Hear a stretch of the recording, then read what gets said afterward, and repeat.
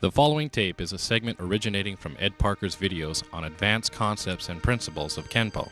It is the first tape of his series on sophisticated basics, which stresses methods of study as well as intricacies of stances.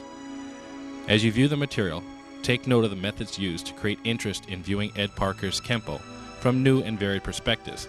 Comprehending the relationship of precise categorizing of basic ingredients, you will make conscious of the importance of progressive learning as well as recognize the value of Ed Parker's unique discoveries. As a result of his findings, his system has undeniably been recognized as American Kenpo.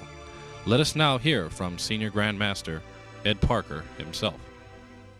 Hi, I'm Ed Parker. I've organized the following material on basics into what I feel is a logical and sequential order of priorities to ensure viewer comprehension. Prioritize subjects in their proper order is a means of increasing retention.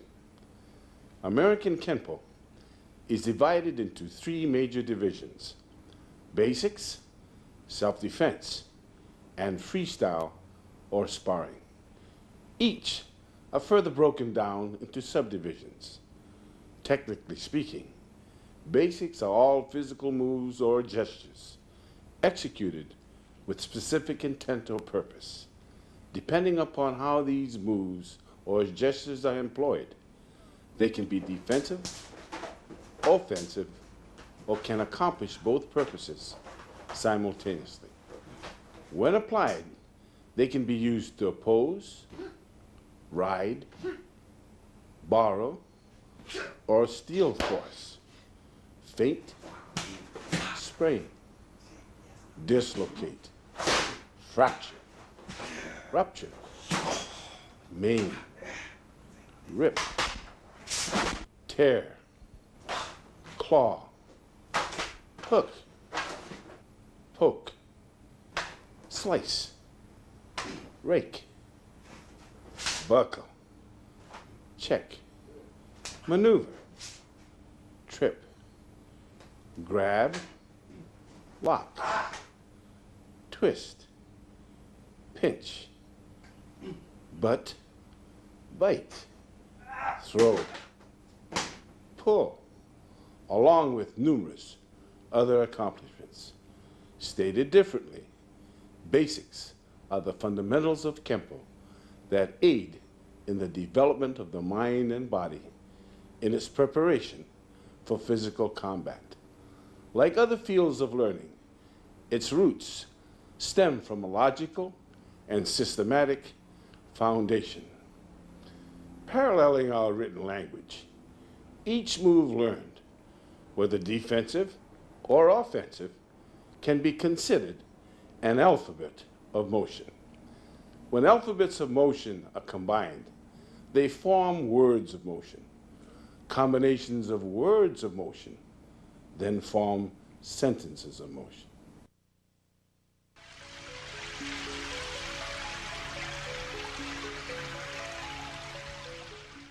Through my many years of experience, I have developed methods to aid you in your understanding of basics. As mentioned previously, comparable rudiments of our spoken language can be employed to boost our understanding of kenpo. Learning moves in isolated steps is like learning words phonetically. For example, when we learn to pronounce the words cat, bat, and rat, we learn to say them phonetically as cat, bat, and rat. This method of pronouncing and enunciating our words taught us how to become articulate with our vocabulary. Likewise, motion learned in isolated steps teaches us to become articulate with our movements. It teaches us how to pronounce each move correctly, distinctly, and consistently. Only after thoroughly learning each move phonetically can we combine moves to formulate words of motion, sentences of motion, and even paragraphs of motion.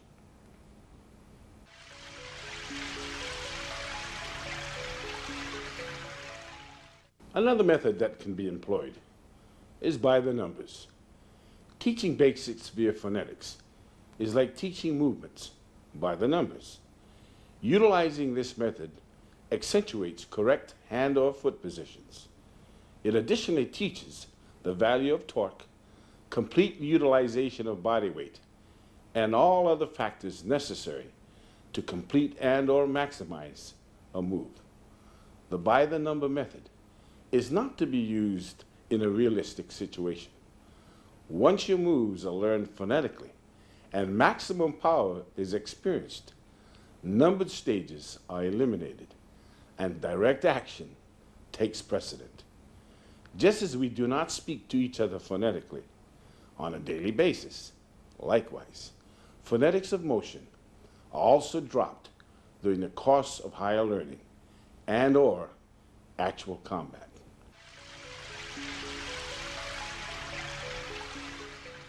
Another method is the use of the clock principle. I use a number of visual aids, tangible as well as intangible, to make learning easier. One method is the use of the clock principle.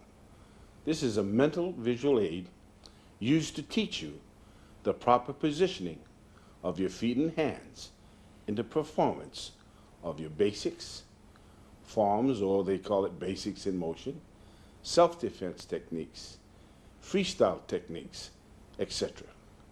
For example, before starting a form, you'll be asked to picture yourself standing in the middle of a large clock that has been placed on the floor.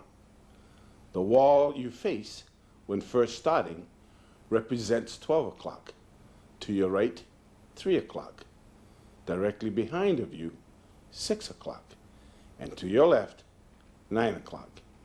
As you move from your starting position, you are to mentally picture where the other numbers on the clock are, thus giving you a more precise sense of direction when performing.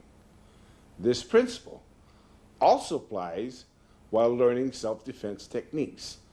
12 o'clock is the starting direction, regardless of where the attack stems from, flank, rear, or otherwise. To use another example, you may be facing 12 o'clock with your opponent attacking you from 3 o'clock. You may be taught to have your left foot step back to 9 o'clock as you face your opponent who's attacking from 3 o'clock. 3 viewpoints are involved here. The original direction in which you were facing, that's 12 o'clock, the angle from which your opponent attacked you, that was 3 o'clock, and the correct position of your foot, 9 o'clock, which is necessary to thwart the attack. In short, the clock principle is a directional reference used to aid you in selecting the proper direction when attacked, retaliating, or working your basics.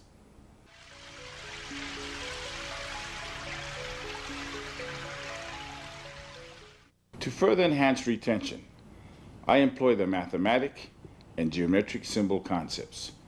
These are visual aids that can be used tangibly or intangibly using actual illustrations so that you can see it, or through verbalizing a mental picture instead. There are 3 mathematic and 3 geometric symbols that can enhance your learning. The 3 mathematic symbols are the minus sign, used in subtraction, the plus sign, used in addition, and the times sign, used in multiplication. The three geometric symbols are the circle, square, and triangle. All of these symbols will be used periodically throughout my videos to simplify your learning. Both mathematic and geometric symbol concepts and the clock principle can be used interchangeably, thus providing similar results and benefits. For example, visualize yourself standing again in the middle of a big clock. As you'll notice, a line drawn from 9 o'clock to 3 o'clock will give you a minus sign. Superimpose it with a line from 12 o'clock to 6 o'clock and it will create a plus sign. Draw a straight line from midpoint of 7 and 8 to midpoint of 1 and 2, then superimpose a straight line from midpoint of 10 and 11 to midpoint of 4 and 5, and you will have a times or multiplication sign. Connect all of the numbers with an arc, and you will have a circle. Draw 4 lines within the clock's circumference, and you will develop a square. Divide the square in half from corner to corner, and you will form 2 triangles which could be condensed to 1. Another value that the clock, mathematic, and geometric concepts offer, other than aiding you in determining proper angles and directions, is the help it gives you in proportionately fitting the art to the specific measurements of your anatomy. Examples of proportionately fitting the art to the specific measurements of your anatomy will be demonstrated in this tape.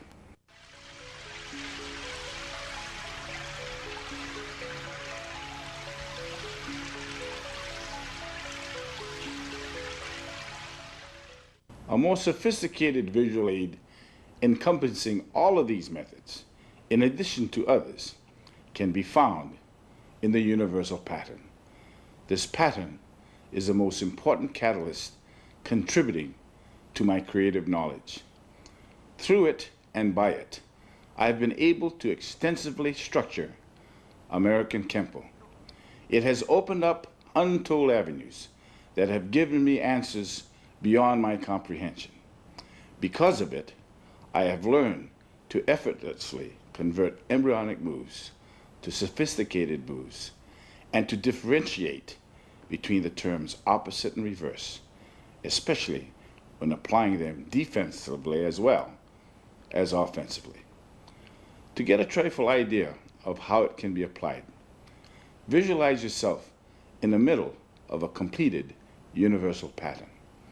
As you can observe, the directions, angles, and orbits that you can pursue are numerous.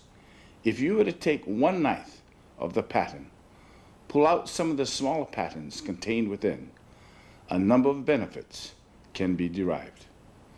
There are overlapping circles using both arms, which can be used as an exercise or employed on a partner.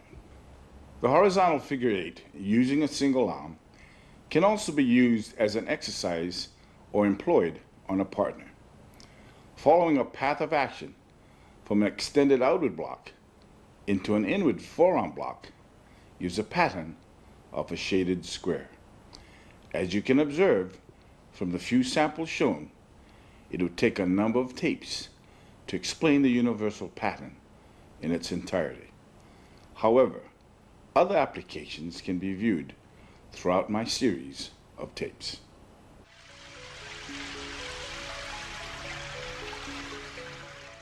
I am convinced that basics can be more thoroughly understood, be of greater value, and be more quickly learned if teaching methods encouraged analyzing and comparing past and present life experiences. When you can relate to something or some concept that you're already familiar with, basics become easier to learn. Your having experienced that concept in another field related or not, easy substitution of your newly learned skill. The principles employed in a game of family billiards is a good example. The three major principles are: 1, proper alignment, to sink the ball of your choice into the pocket of your choice using the cue stick and ball. 2, to contemplate positioning the cue ball so that it will again be aligned to make the next shot easy.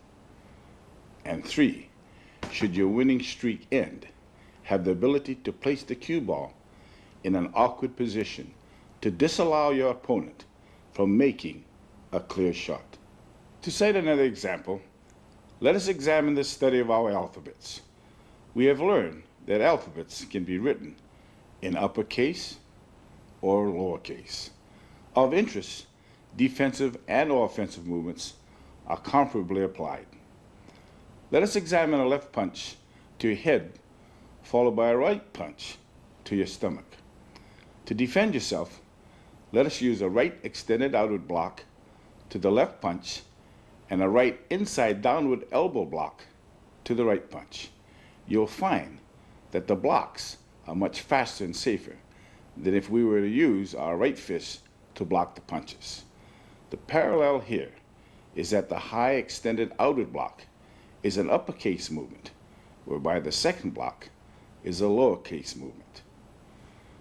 As the examples demonstrated, when your new experiences and/or concepts parallel your old, you can be assured that you're getting closer to understanding the concepts of American kenpo.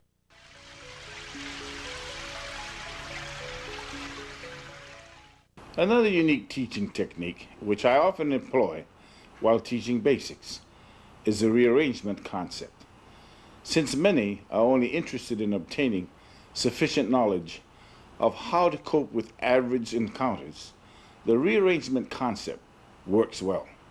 The concept teaches you how 4 basic moves through the rearrangement process can produce 24 possible combinations without using the same combination twice. Knowledge of the rearrangement concept is important because there are no two situations exactly alike in a confrontation. Therefore, to have a set sequence of moves in mind when countering your opponent is unrealistic. The rearrangement concept makes it capable for you to blend with the action as it occurs, even though your knowledge of moves may be limited. It is the expansion of your limited knowledge that will give you the edge.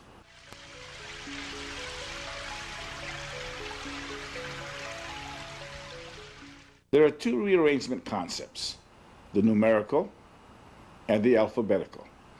The formula in calculating how the numerical rearrangement concept works using 4 moves are as follows. 1 times 2 equals 2. 2 times 3 equals 6. And 6 times 4 equals 24. If you wanted to determine the number of combinations that 5 moves would produce, then multiply 5 times 24, which will give you an answer of 120. 6 times 120 is equal to 720, etc. Please view the tape to see how this concept is applied. To best understand how the numerical rearrangement concept works, let us examine a self-defense technique containing 4 moves and assign each move a number from 1 to 4, assuming that the sequence of 4 moves flows without interruption. Let us assign number 1 to a right inward block executed on the inside of your opponent's right punch. Number 2 to a right chop executed to the right side of your opponent's neck. Number 3 to a right inward horizontal elbow strike to the left side of your opponent's jaw. And number 4 to a right back downward hammer fist strike to your opponent's groin. This sequential flow of movements can be extremely effective if your opponent responds to your action and makes no effort to intentionally or unintentionally obstruct your flow of 4 sequential movements. Let us assume that an opponent does make an effort to defend himself by placing his left hand in a guarding position. If this occurs, let us now see how we can still use the same 4 moves by exercising a simple sequential change employing the numerical rearrangement concept to make it work. Although the sequence of movements will be altered, an uninterrupted flow can still be obtained despite of your opponent's attempt to protect himself. The first move is the same with one exception. Your opponent's left hand is in a guarding position. From move number 1, you can shift into move number 4, then move number 3, and conclude with move number 2. Needless to say, other combinations could be used effectively. The alphabetical rearrangement concept follows the same format used in the formation of words. Let us pick from our alphabetical system, when properly arranged, can create words that are familiar to us. Like the numerical rearrangement concept, limited knowledge of the complete alphabetical system can still prove effective if the rearrangement concept is thoroughly understood. For instance, if you were to only learn the alphabet from A to G, you can still benefit from this limited knowledge, provided you learn that from these 7 letters of the alphabet, you can create words such as add, dab, ace, face, fed, fad, deaf, etc. When each of these 7 letters are used more than once, words such as deed, dad, feed, etc. can then be created. As you can observe, you can create a surprisingly large number of words, even though your knowledge of the alphabets may be limited.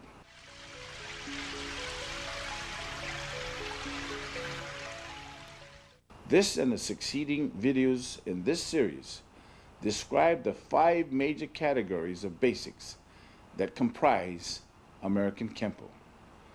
They are stances, maneuvers, blocks, strikes, and specialized moves and methods.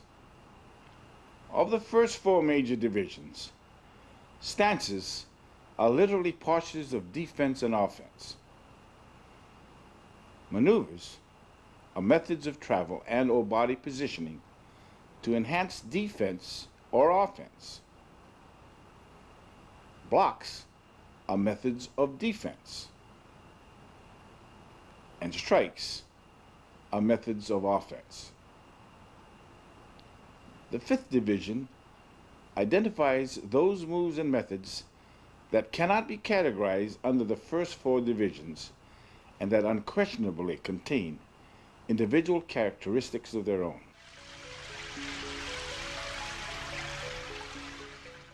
Stances form the foundation of all self-defense and freestyle moves.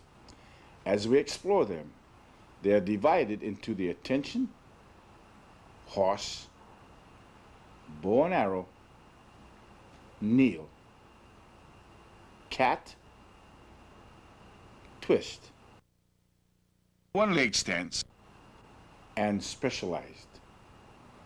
Although the stances in American kenpo may seem unnatural and contrary to conventional methods, they are, nevertheless, relevant against strikes delivered below as well as above the waistline.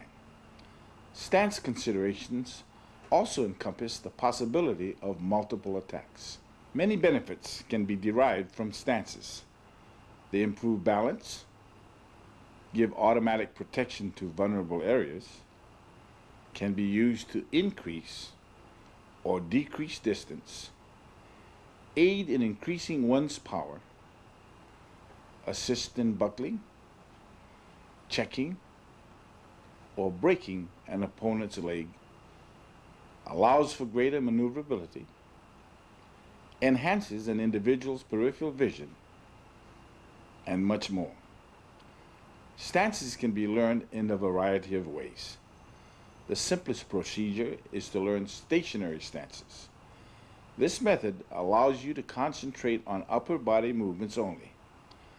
To include coordinated moves with the lower half of the body when first learning can be frustrating and discouraging. From stationary stances, you must then progress to stance changes while in place. This phase of training incorporates shifting your weight to 1. Increase range, thus making distance an ally, or to 2. Decrease existing range to help increase power, or crowd and jam your opponent. The feet in no way moves other than pivoting from one type of stance to another. The desired distance in either case is determined by the position of the upper body. As observed, in-place stance changes significantly reduces time and contributes to economy of motion. It also increases your ability to counter and attack. The third method is learning stances while moving.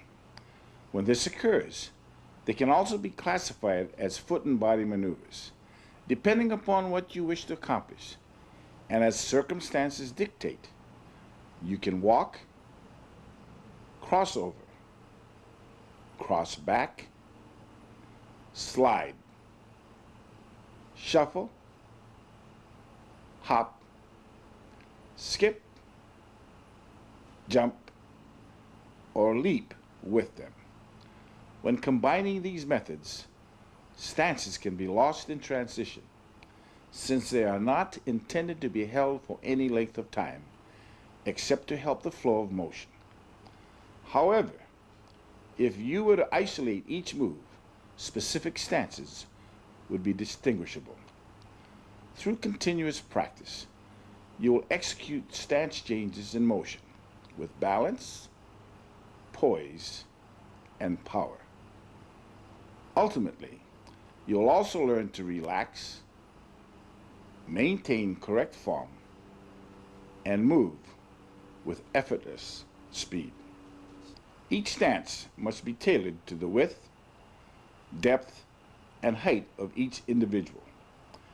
Ways of discovering the proper width, depth, and height of each stance, employing the mathematic and geometric symbol concept, will be described and demonstrated in this tape. Study these methods thoroughly. They will aid you in making each stance work more effectively for you.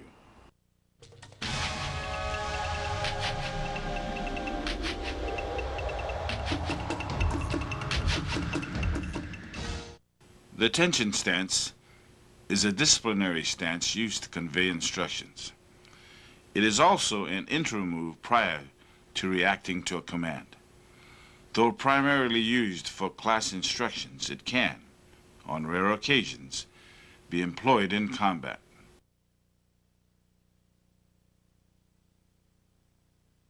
Like the military and other similar agencies, the feet are placed together, kept flat, with the back straight, head erect, and weight equally distributed between feet. Foot position, feet together, toe-toe, heel-heel. Weight distribution, 50-50.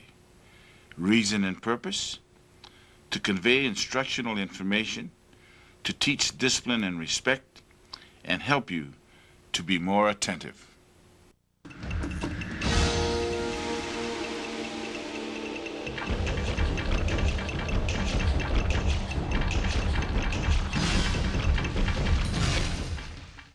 The horse stance is of two types, the training horse and the fighting horse. The training horse is the basic exercise position for learning blocks, punches, kicks, etc., and for warming up. The horse stance is also utilized as a meditating ritual when beginning and closing classes. Why the name? This stance is called a horse stance because it resembles the position used while riding a horse. The horse stance is frequently used in forms, self-defense techniques, and freestyle techniques as an important stance change. The distance between feet is critical, but it will vary according to you, generally slightly wider than your shoulder width. If the feet are too close together, the stance is weakened and poor balance. Likewise, if they are too far apart, stance changes and kicking becomes difficult and maneuverability hampered. The correct method to obtain a horse stance is to bend the knees slightly forward and force out to the sides as though they were being pushed apart. Holding the feet in place, avoid bending the knees too far forward or placing the feet too far apart. The fighting horse is almost identical to the training horse. The difference lies in placing your feet in the direction you are facing. Thus both feet are in line with your direction of focus.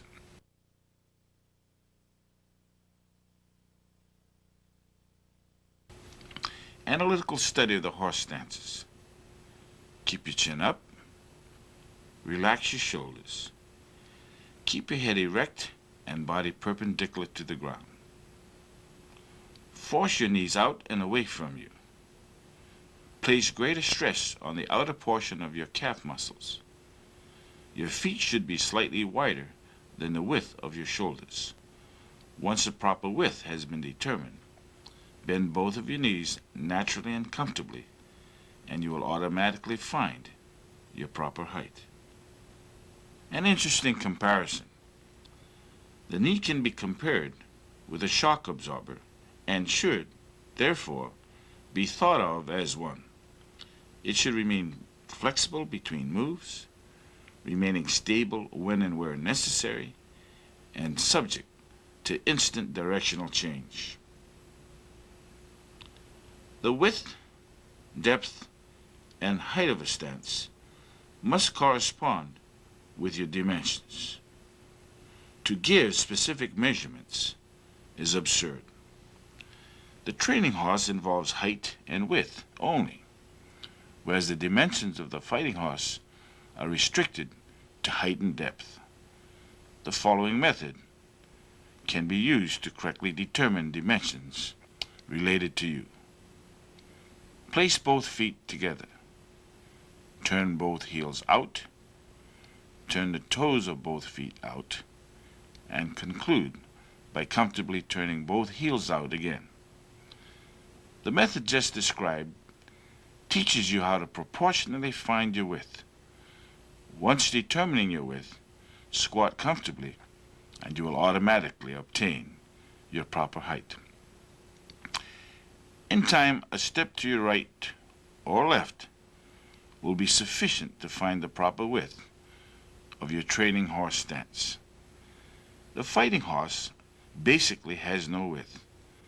However, to establish a proper depth of your fighting horse, you must first find the width of your training horse on your line of sight.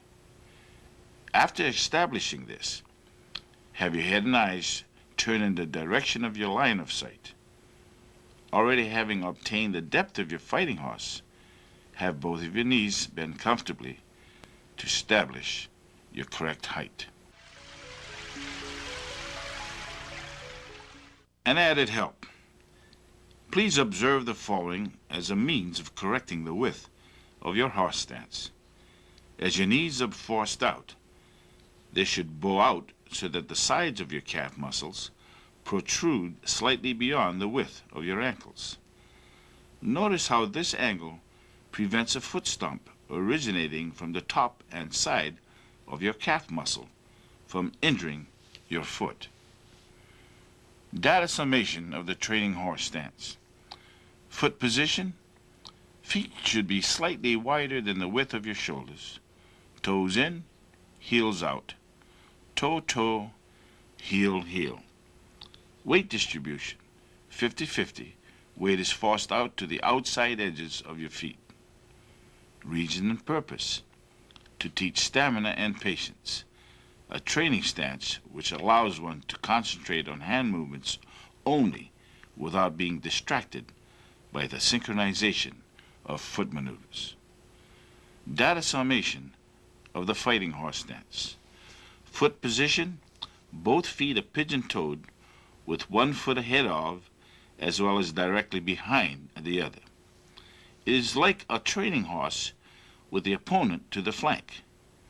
Head and eyes are focused to the flank. Weight distribution, 50-50.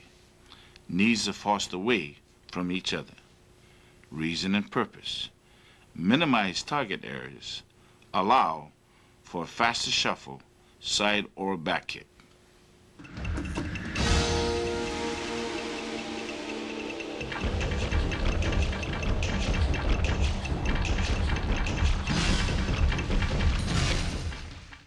There are three types of bow and arrow stances: the neutral bow, forward bow, and reverse bow. They all serve useful purposes and should be added to your reservoir of knowledge. Why the name bow and arrow? The bow and arrow stance was named because of the positioning of the stance. As you will notice in the graphic, when a Chinese bow is superimposed on a forward bow stance, they are almost identical. The forward or bent leg forms part of the bow, and the rear or stiff leg represents the arrow. Neutral bow and arrow stance. The neutral bow is a strong stance and presents a small target. Consequently, the neutral bow is a good stance for sparring or when engaged in actual combat. It is also an important stance when executing your forms and self-defense techniques. Notice how the neutral bow places the rear hip closer to the front than the fighting horse. This is a crucial point of difference. It allows faster use of the rear arm and leg. The feet are pointed more toward the front and are parallel with one another instead of pigeon-toed. The knees are still forced out and the weight rests equally on both feet. Although the feet are placed on either side of the center line, they point toward the front, facing the line of sight or your opponent. In comparison, although the fighting horse gives you a distinct defensive advantage, it limits your ability to retaliate effectively. While the neutral bow is not as protective, it is effective and much more versatile when employing defensive and offensive tactics. Analytical study of the neutral bow. Front view. Position your arms so that the right arm covers the upper region and the left arm the middle region. Your feet should be properly placed on either side of the line of sight. Left heel to the left of the line and the right toe to the right of the line. Have your head and eyes face the line of sight. Since the body is almost sideways, it presents a small target. Knees are forced out. The feet are pointed more toward the front and are parallel to each other. Side view. Keep your head erect. Keep your knees flexible. Distribute your weight equally on both feet. Keep the toe of your right foot to the right of your line of sight. Keep the heel of your left foot to the left of your line of sight. Position your arms so that one is high and the other low. Make sure this policy is adhered to when the arms are switched. Keep your back straight. Finding the proper dimensions. To find the proper width of a right neutral bow, have the heel of your left foot line up with the toe of your right foot. Depth can be found by dropping the knee of your left leg so that it is in line with the heel of your right foot. You should be on the ball of your left foot when you plant your knee. Once your width and depth are determined, have both knees bend naturally, and the proper height will be arrived at automatically. Data summation of the neutral bow. Foot position, one foot ahead of the other, utilizing the toe-heel relationship to determine the proper depth. Both feet should run parallel to each other and at an angle of 45 degrees from your opponent. Weight distribution, 50-50. Reason and purpose. Gives you greater mobility, allowing you to retreat or advance with ease. The forward bow and arrow stance is primarily used in a stance change to extend the reach of the rear arm and increase its power. The most important contribution of the forward bow is as a stance change between neutral bows. The form and smoothness of this sequence will largely determine the effectiveness of the rear arm. Since retreating with a forward bow is difficult and exposure to vulnerable areas is more pronounced, the stance is intended to be transitory. A forward bow can be formed from your neutral bow by rotating your rear hip so that it is even with your forward hip. Your front leg does not change, but your rear leg becomes almost stiff as it pushes your rear hip forward. Your rear foot, while still flat, pivots on the ball as the heel is thrust back to a position where the toes point mostly forward. The ground is literally used as a launching pad to push, brace, and support your action. Your weight shifts more to your front leg, but the tendency to lean with your shoulders or stiffen your forward leg must be avoided. To check your form, observe yourself in a mirror. The movement is a rotation of your waist while your back remains straight. Keep your shoulders square and parallel to the mirror, but do not raise your head nor move forward. Analytical study of the forward bow. Front view. Anchor your right elbow. The position of your front leg does not change. It is identical to your right neutral bow. Your head does not raise up, nor does it move forward. Have both of your arms in position to guard your vital areas. Keep your left foot and leg parallel to the line of sight. Top view. Make sure your hips and shoulders are parallel to each other. Focus your eyes straight ahead.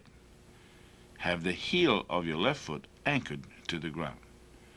Make sure your shoulders are square and parallel to the wall in front of you. Keep your right hand high. Position your left hand low. Make sure your forward or right knee is forced out. Have your right foot turned in. Do not lean forward or back with your shoulders. Keep your rear or left hip forward. Your left leg is kept rigid in this stance. Keep your left foot flat. The toes of your left foot should point forward. Finding the proper dimensions. Finding the proper dimensions for the forward bow are simple. First, find the dimensions of your right neutral bow. Once this has been determined, have the heel of your left foot thrust back by pivoting on the ball of that foot. Push your left hip forward as you stiffen your left leg so that both hips line up with each other.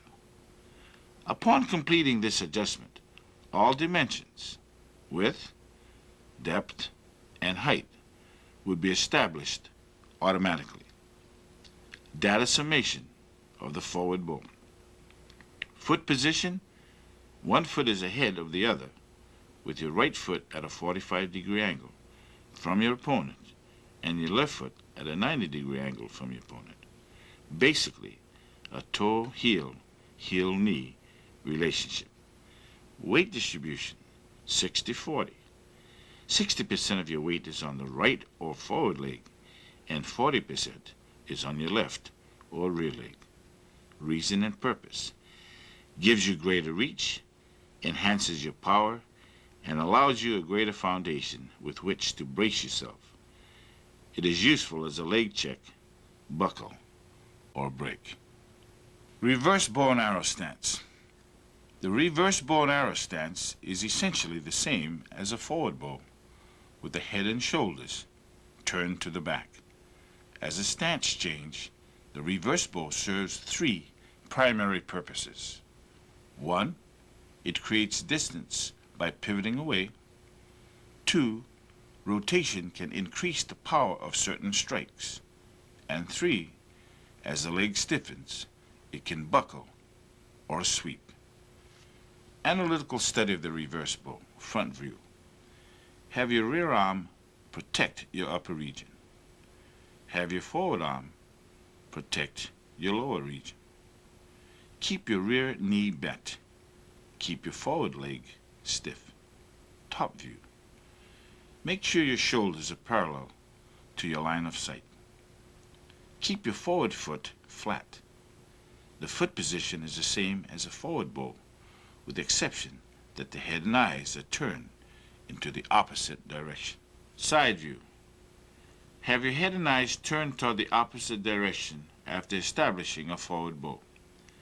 Keep your forward arm low. Thrust your heel out and then anchor it to the ground. Keep your rear arm high. Keep both feet flat. Finding the proper dimensions. Again, find the proper dimensions for a neutral bow. However, form the neutral bow in the opposite direction of your intended line of sight. Immediately execute a forward bow while facing the same direction. Upon completion of the forward bow, have your head turn in the opposite direction, toward your intended line of sight. This final movement will automatically place you in a reverse bow with all dimensions, width, depth, and height, adjusted to your own specifications. Data summation of the reverse bow. Foot position. One foot is ahead of the other, with the forward foot at a 90-degree angle, heel out, from your opponent, and the rear foot at 45 degrees, heel out. This stance is the opposite or reverse of a forward bow, with your head and eyes turned toward your opponent. Weight distribution, 40-60. 40% of your weight is on the forward leg and 60% on the rear leg. Reason and purpose. Allows one greater distance although remaining in place. Give greater power using opposing force. Is useful as a leg check, buckle, or break.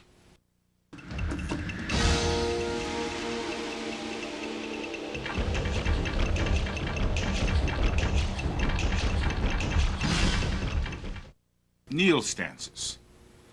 Kneel stances are of two types, wide and close. The major difference between the wide and close kneels is the space between the knees.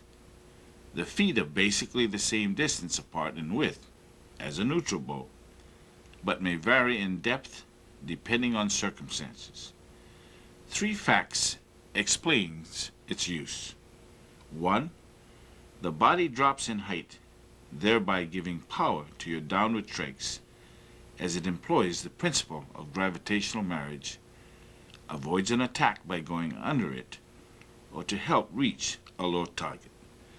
2. As with most stance changes, there is usually a rotation of the hips and shoulders, which can boost the force of a horizontal strike.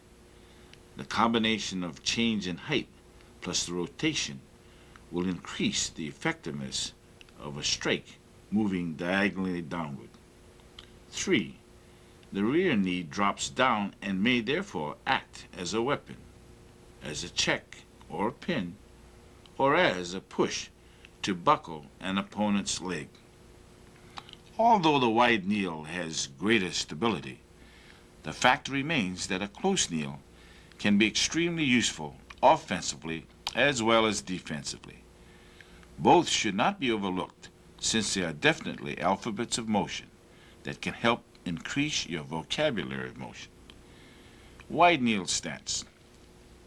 The wide kneel stance is no more than a neutral bow with the rear knee dropped and forced out in the direction it was facing. There is no change in the positioning of the front leg or foot. However, the rear heel is raised off the ground to allow the knee to bend down further. Both knees are forced apart, hence the name wide kneel. The stance is quite low, the weight equally divided between the 2 feet, and the back is straight. Analytical study of the wide kneel. Front view. Keep your right arm low. Make sure your knees are forced apart. Have your weight equally distributed on both legs. Keep your eyes straight ahead. Keep your left arm high. Keep your forward foot position in the same positions as that of your left neutral bow. Top view. Keep your shoulders in line with your hips. Your rear leg is at a 30-degree angle to your line of sight. Keep your body parallel to the wall in front of you. Side view. Keep your back straight. Keep your buttocks tucked in. Make sure the heel of your right foot is off the ground. Keep the ball of your right foot on the ground. Keep your head erect. Place your hands and arms in guard position. Keep your left foot flat. Finding the proper dimensions. First, find the proper dimensions for a neutral bow. Now bend, drop, and force your rear knee out on a 30-degree angle from your upper body, which is vertical and erect. Make sure your rear knee is 1 handspan, your hand, from the ground. Although the width and depth of this stance is the same as a neutral bow, even though the rear heel is raised, a handspan measurement should aid you in obtaining the proper height for the stance. Data summation of the wide kneel. Foot position. Forward foot is at a 45-degree angle to your opponent. Rear foot at a 45-degree angle from your opponent, resting on the ground. Like a neutral bow, only your body drops in position. Weight distribution, 50-50. Rear knee is forced out. Reason and purpose. The drop in height gives added power, that is gravitational marriage, avoids an attack, gives you better access to low targets, can act as a pin or check, and gives greater stability. Close kneel stance. The close kneel stance is no more than a forward bow with the rear knee dropped 1 to 2 inches from the ground. The width remains the same, but the depth may fluctuate by sliding the rear foot forward on your line of sight. This, of course, would depend on the necessary adjustments needed at the time because of circumstance. Like the wide kneel, there is no change in the positioning of the front leg or foot, and the rear heel is also raised off the ground to allow the knee to bend freely. The forward knee is the only one forced out. The rear knee is kept in and close to the forward leg, hence the name, close kneel. The stance is exceedingly low. The weight equally divided between the 2 feet, and the back is straight. The close kneel is lower than the wide kneel, since the rear knee is kept closer to the ground. The weight, though equally distributed, is centered over the right knee. Analytical study of the close kneel. Front view. Keep your right arm low. Have your right knee brought straight down. Have your weight distributed equally on both legs. Keep your eyes straight ahead. Keep your left arm high. Force your left knee out. Your forward or left foot should be positioned identically to that of a left neutral bow. Top view. Your shoulders should be in line with your hips. Make sure your right leg is parallel to your line of sight. Line your body to that wall in front of you. Side view. Keep your back straight. Tuck your buttocks in. Raise your right heel off of the ground. Keep the ball of your right foot onto the ground. Keep your head erect. Make sure your arms and hands are in guard position. Keep your forward or left foot flat. Keep your right knee 1 to 2 inches off of the ground. Finding the proper dimensions. The first step is to find the proper dimensions for a forward bow. Once obtained, bend and drop your rear knee straight down toward the floor and about 1 to 2 inches from it. Make sure your rear knee does not touch the ground, although the width and depth of this stance is the same as a forward bow. Even though the rear heel is raised, having your rear knee 1 to 2 inches from the ground should aid you in obtaining the proper height for this stance. Data summation of the close kneel. Foot position. Forward foot is at a 45-degree angle to your opponent. Rear foot is at a 90-degree angle to your opponent, resting on the ball of the foot with the heel off of the ground. Rear foot may shuffle forward if an adjustment is needed, like the forward bow, only your body drops in position. Weight distribution, 50-50. Rear knee is dropped straight down so that it parallels the vertical angle of your head. Reason and purpose. The drop in height gives added power through gravitational marriage, avoids an attack, allows for better access to low targets, can act as a pin, check, or be used to fracture, and it also gives instant stability.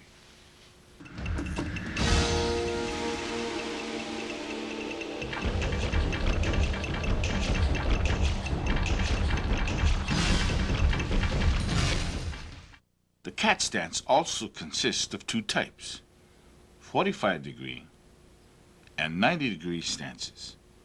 In both of the cat stances, the forward leg rests lightly and is poised for a kick. Shifting the weight off of the front leg also provides a defense against a possible leg sweep. With approximately 90% of the body weight centered low and on the rear leg, it is this very strain on the rear leg that explains, in part, why these 2 types of cat stances are usually transitory. 45-degree cat. While executing the 45-degree cat stance, the rear foot is flat and points off to the side at a 45-degree angle with the knee bent, facing the same direction. Since the thighs in this stance are relatively close together, the 45-degree cat, when in transition, protects the groin. The ball of the front foot, while resting on the ground, is in line with the rear heel and placed far enough forward so the side view shows the angle of the forward leg to be a little less than vertical. Analytical study of the 45-degree cat. Front view. Keep your right arm low. Remain flat on your right foot. Keep 90% of your weight on your right foot. Your eyes and head should face straight ahead. Keep your left arm high. Keep your thighs relatively close together. Plant the ball of your left foot only. 10% of your weight should be on your left foot. Top view. Keep your body parallel to the wall in front of you. Your hips should be in line with your shoulders. Your right knee and foot should be on a 45-degree angle. Your left foot should be on a 90-degree angle. Side view. Keep your back straight. Keep your head erect. Have your buttocks tucked in and make sure that it sits low. Bend your right knee. Have your arms and hands in guard position. Bend your left knee. Make sure your left heel is raised off of the ground. Make sure that both of your feet are pointed away from you. Your left foot is on a 90-degree angle. Your right foot is on a 45-degree angle. Other helpful information. There are many variations of the cat stance. The primary difference generally involves the forward foot. Although very little weight is placed upon it, you may position the foot so that it rests on 1, the ball of the foot, 2, the flat of the foot, or 3, the heel of the foot. Regardless of what is used, they basically serve the same purpose. Special note, according to history, practitioners often place their bare feet on the ground in any one of the 3 variations demonstrated to feel the ground vibrations of approaching men or horses. Finding the proper dimensions. A helpful aid in finding the proper dimensions for a 45-degree cat is to again use the plus symbol to visually assist you. Position the rear foot so that the foot points out on a 45-degree angle. Place the heel of your forward foot against the heel of your rear foot. Now proceed to lift your forward foot and scratch a parallel and imaginary line where the big toe of that foot ends. Lift your forward foot and place the heel of that foot on the imaginary line that was just mentally drawn. Place 10% of your weight on the ball of your forward foot and lean back so that the remaining 90% of your weight rests on your rear leg. Data summation of the 45-degree cat. Foot position. The toes and foot of your forward leg are on a 90-degree angle to your opponent, with the rear foot at a 45-degree angle to your opponent. They are 45 degrees from each other. Weight distribution, 10-90.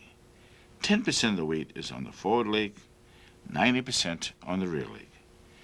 Reason and purpose. Useful in transition. Poised for a kick. Better use against a frontal attack. Useful defensively as well as offensively. Forward leg cannot be easily upset by a sweep. 90-degree cat. The rear foot is flat when forming the 90-degree cat stance. However, the difference is the direction of the toes and foot, which point off to the side at a 90-degree angle with the knee bent in the same direction. The thighs in this case are not close together as a 45-degree cat. This stance normally occurs from a surprise flank attack where there isn't enough time for the rear foot to shift into a 45-degree angle. With time being the primary factor, the forward foot is the only leg that is activated. When this occurs, the rear foot remains at 90-degree angle to the forward foot. There is no protection to the groin because of the legs being so wide apart. Therefore, other hand positions are necessary to compensate for this. The ball of the front foot is also in line with the rear heel and placed far enough forward so that the side view shows the shin a little less than vertical. Analytical study of the 90-degree cat stance. Front view. Keep your right arm low. Make sure that your thighs are apart rather than together. Keep your right foot flat on the ground. Keep your eyes and head focused straight ahead. Keep your left arm high. Plant the ball of your left foot. Place 90% of your weight on your right foot. Place 10% of your weight on your left foot. Top view. Your body should be parallel to the wall in front of you. Line your hips up with your shoulders. Make sure your right knee and foot on a 90-degree angle. Side view. Keep your back straight. Keep your head erect. Keep your buttocks tucked in and make sure it sits low. Make sure that both feet are pointed away from you. Place your arms and hands in guard position. Keep your left knee bent. Raise your left heel off of the ground. Your left foot is also on a 90-degree angle. Your right foot is on a 90-degree angle also. Finding the proper dimensions. Again, visualize an imaginary plus sign. This time, have your rear foot point out on a 90-degree angle. As with the 45-degree cat stance, the heel of your forward foot is placed against the heel of your rear foot. Lift your forward foot and draw an imaginary line with the big toe of that same foot. Lift your forward foot and place the heel of that foot on the imaginary line that was mentally drawn. Place 10% of your weight on the ball of your forward foot and lean back and over your rear leg so that the remaining 90% of your weight rests on that leg. Data summation of the 90-degree cat. Foot position. The toes and foot of your forward leg is at a 90-degree angle from your opponent, with the rear foot parallel to your opponent, 90 degree to your forward foot and leg. Both are 90 degrees from each other. Weight distribution, 10-90.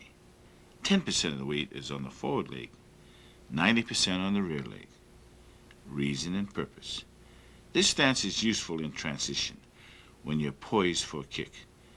It is best used against a flank attack. It is useful defensively as well as offensively. It would be difficult to upset your forward leg with a sweep.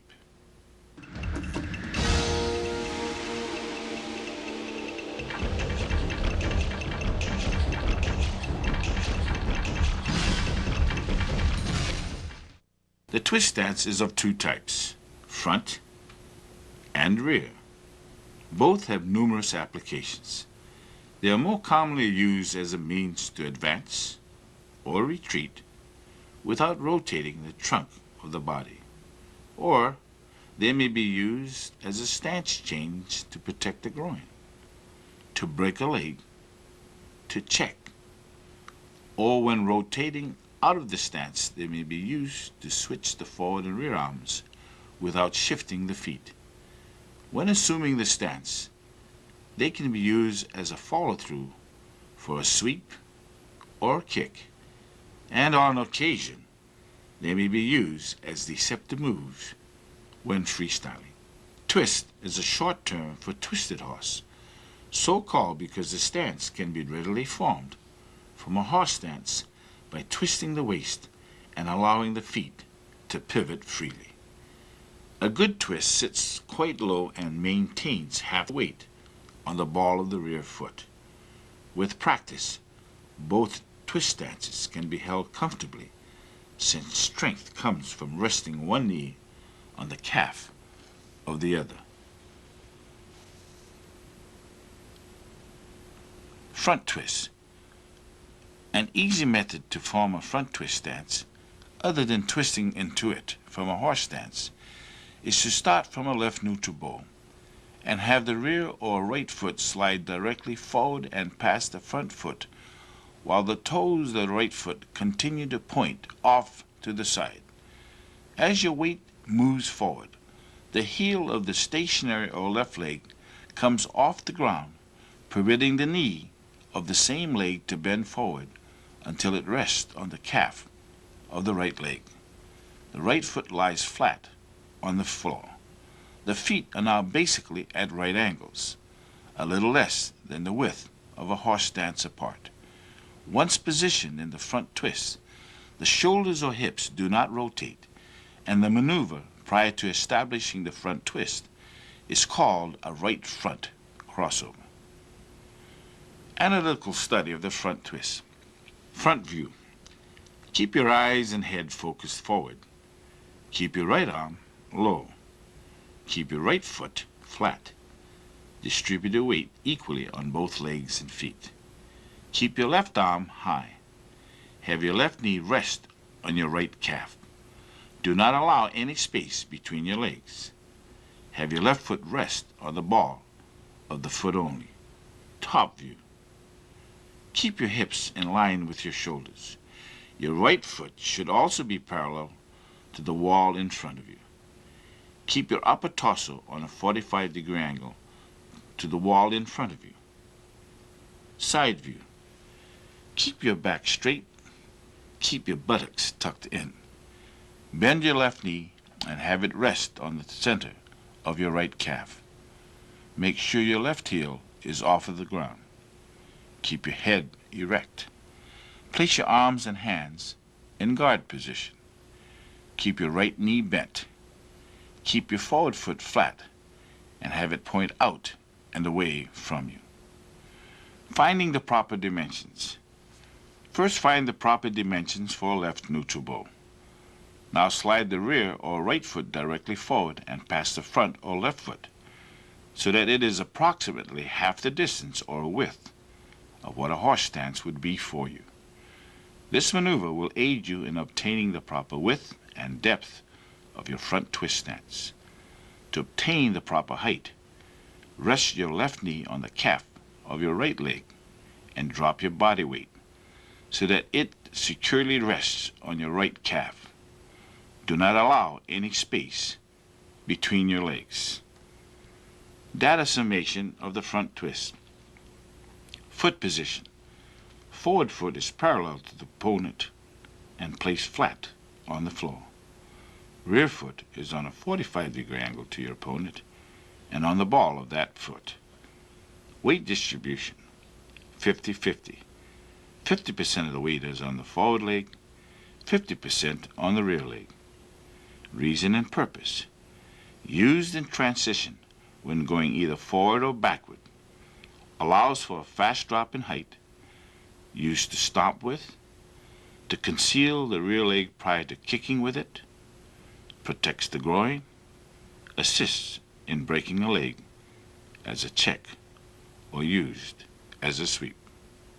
Rear twist. A rear twist stance can also be positioned from a left neutral ball by having your right foot slide directly to the back of and past and ahead of your left foot while the toes of your right foot continue pointing in the same direction. As the weight moves forward, your left foot remains flat as your right foot is planted on the ball of the foot. Have your right knee rest on the calf of your left leg. When the rear twist is produced in this manner, the shoulders or hips, like the front twist, do not rotate, and the maneuver prior to establishing the rear twist is called a right rear crossover. Analytical study of the rear twist. Front view. Guard with your left arm high and your right arm low.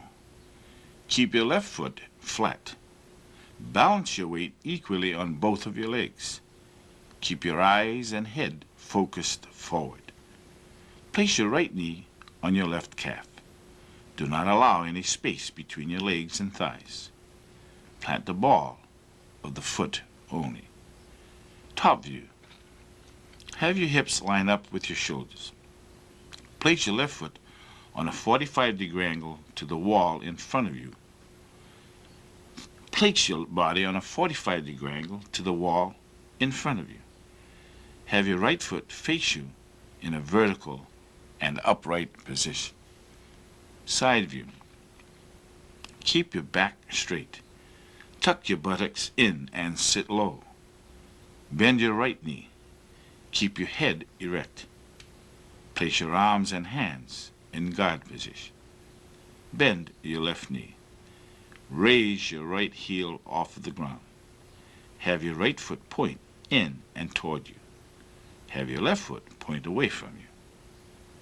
Finding the proper dimensions. Like the front twist, find the proper dimensions of a left neutral ball.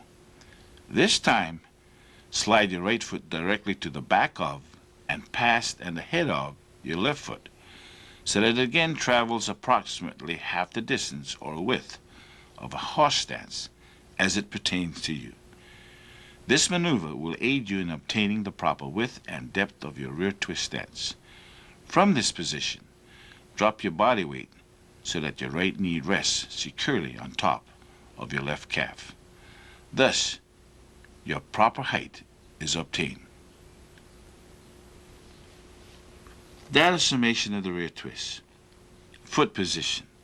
Forward foot or lead foot is at a 45-degree angle from your opponent, resting on the ball of that foot.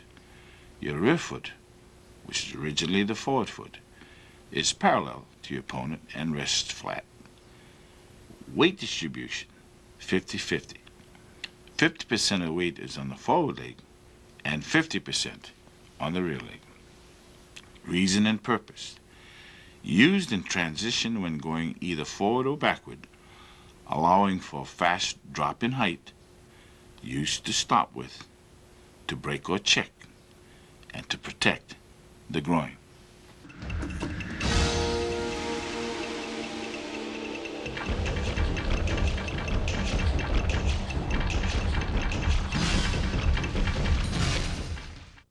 one-leg stance can be formed several ways. The name is self-explanatory. However, what constitutes a right or left one-leg stance does differ from the other stances learned in this tape. In this case, it is a supporting leg, the leg bearing the body weight, that determines a right or left one-leg stance. The airborne leg, the leg which is raised, is not used as a determining factor because of the numerous positions, directions, and heights it can be placed in. The one-leg stance is commonly used while jumping from side to side to avoid a frontal or rear attack. It may arise out of a cat stance to avoid a leg sweep. Generally, it is a very useful transitory stance while shifting from one stance to another. On occasion, it may be used deceptively while freestyling. The hand positions can also vary depending upon the positions used when forming a one-leg stance. Important note: a one-leg stance can be formed by raising the rear leg instead of the forward leg. It does not have to be the forward leg. Analytical study of the one-leg stance, front view. Keep your right arm low. Keep your eyes and head focused straight ahead. Keep your left arm high. Lift your left leg up and in the air. Keep your right foot flat. 100% of your weight is on your right foot. Top view. Keep your hips in line with your shoulders. Keep your body parallel to the wall in front of you. Make sure your right knee and foot are on a 45-degree angle. Position your left knee on a 90-degree angle. Side view. Keep your back straight. Keep your head erect. Make sure your arms and hands are in guard position. Keep your buttocks tucked in and have it sit low. Bend your right knee. Bend your left knee and raise it to waist level. Make sure both feet are pointed away from you. Even with your left foot in the air, it should still face on a 90-degree angle. Position your right foot on a 45-degree angle. Finding the proper dimensions. Two of the dimensions, width and depth, are missing. Height is really your only concern in executing a one-leg stance. In executing a one-leg stance, bend your supporting leg to a comfortable and balanced position and maintain it. Make sure that your entire weight is centered on your supporting leg. You can execute a one-leg stance from any of the stances mentioned in this videotape. Cock your suspended leg to any height or position. Turn your head in any direction and place your hands and arms in any position. You would still be positioned in a one-leg stance. That is summation of the one-leg stance. Foot position. Your leg is suspended and your knee points to the left or right. The rear leg is bent with the foot at a 45-degree angle from a left neutral ball to your opponent. The rear leg can be raised instead of the forward leg if desired. Weight distribution. 100% on your supporting leg. Reason and purpose. Use more to protect the groin area. Utilizes economy of motion when executing a side kick with the leg that is suspended in the air.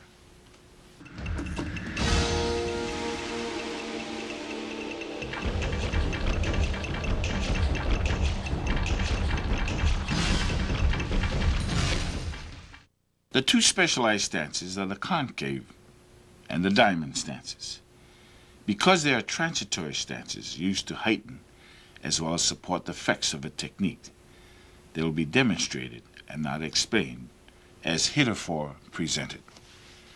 The technique leap of death demonstrates both the diamond and concave stances.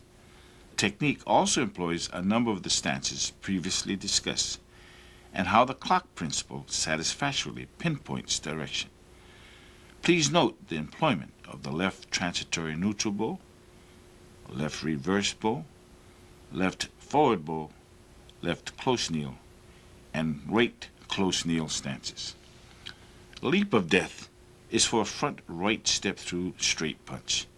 The technique requires that you step back with your right foot towards 6 o'clock into a left transitional neutral bow facing 12 o'clock. As you step back with your right foot, execute a right outward parry to the outside of your opponent's right punch. Continue to ride the force of your opponent's punch by pivoting in the left reverse bow. Simultaneous with your pivot, have your right hand grab your opponent's right wrist while delivering a left inward horizontal heel palm strike under and to the outside of your opponent's right elbow. The explosive flow of your action should guide your opponent diagonally and down past your right hip. Instantly reverse the flow of your action as you pivot counterclockwise into a left forward bow facing 12 o'clock. As you pivot, maintain control of your opponent's right wrist with your right hand while simultaneously delivering a left outward back knuckle strike to your opponent's right lower rib cage. Again, reverse the flow of your action as you pivot clockwise into a left reverse bow facing 12 o'clock. As you pivot, maintain control of the opponent's right wrist while simultaneously delivering a left inward heel palm strike to the back of his right shoulder. The explosive flow of your action should jerk your opponent diagonally and down to the ground. Leap into the air toward your opponent with both feet cocked under you and with both of your hands cocked to the sides of your chest, palm up in begging fashion, preparatory to executing your specialized diamond stance. Land in a diamond stance on your opponent so that the heels of both feet strike to your opponent's kidneys, right heel to right kidney, left heel to left kidney. Immediately slide both heels off your opponent's kidneys. Using quarter beat timing, take advantage of your opponent's body reaction by executing simultaneous heel palm strikes to the back of your opponent's mastoids, right heel palm to right mastoid, left heel palm to left mastoid. This should stun your opponent as well as drive his face into the ground. From the reaction of your opponent's face hitting the ground and bouncing back up, slip both of your hands along your opponent's face and under his chin. Immediately switch into a concave stance as you pull up and toward you with both of your hands, using your knees to brace down and against your opponent's shoulder blades. The intention here is to stretch your opponent's neck and throat to their limits. Without disengaging from your opponent, twist his head and neck clockwise to snap his neck. This is accomplished by pulling up and against your opponent's chin with your right hand and pushing down on the back of your opponent's head with your left hand.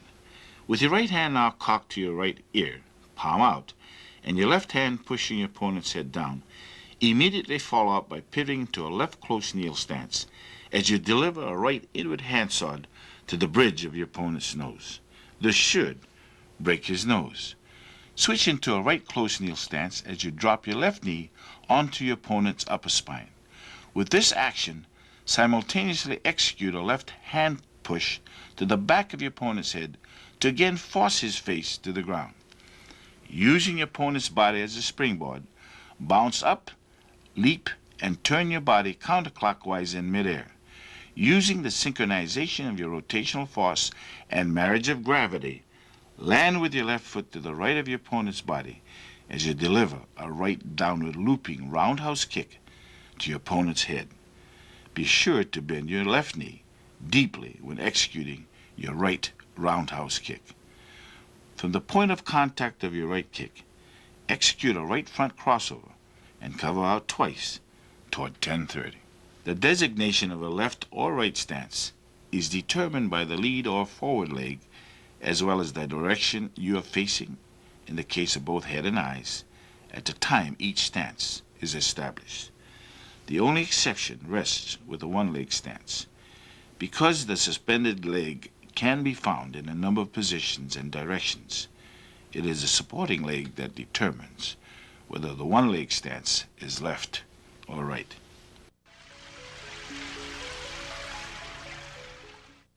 I hope you have enjoyed Sophisticated Basics 1. Review the many methods of study discussed, as well as the stances illustrated, by rewinding the tape as often as required. This can help your training immensely and assist you in achieving your goals more expeditiously. Grasp the rearrangement concepts, along with the many methods discussed, and you will establish good, solid basics. To do so will aid you in converting embryonic movements to sophisticated movements.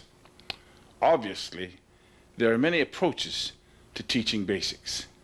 Whatever the approach, I admonish you to follow a progressive lesson plan geared to individual ability.